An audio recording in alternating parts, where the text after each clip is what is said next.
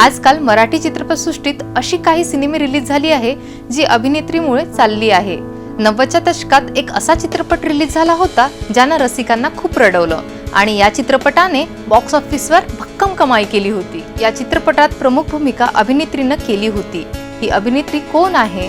हा सिनेमा कुठला आहे हे तुम्ही ओळखू शकता? नाही ना?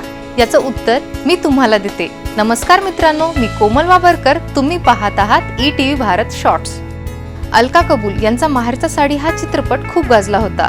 1991 मध्ये रिलीज झालेला हा सिनेमा बॉक्स ऑफिसवर खूप गाजला। हा सिनेमा थिएटरमध्ये 75 हप्ते चालला। या सिनेमात अलका कबूल यांच्याबरोबर अजिंक्य देव, उषा नारकडणी हे स्टार होते। अलका कबूल यांनी या चित्रपटात लक्ष्मीची भूमिका साकारली होती। दुसरीकडे उषा नारकडणी यांनी चित्रपटात लक्ष्मीच्या सासूची भूमिका साकारली होती। या चित्रपटात लक्ष्मीला कौटुंबिक त्रास सहन करावा लागला, यामध्येच ती जगातून निरोप घेते। हा चित्रपट खूप भावनिक होता। या चित्रपटाचं निर्देशन विजय कोणके यांनी केलं होतं। चित्रपटातील अलका कबूल यांचा अभिनय अनेकांना आवडला होता। दरम्यान गेल्या वर्षी रिलीज झालेला बाई पण भारी देवानं हिरो नसताना बॉक्स ऑफिसवर प्रचंड कमाई केली होती। त्यामुळेच आता हिरो नसतानाही सिनेमे चांगली कमाई करू शकतात हे सिद्ध झालं आहे। आता अशा स्टोरी जाणून घेण्यासाठी तुम्ही पाहत रहा ETV भारत शॉर्ट्स।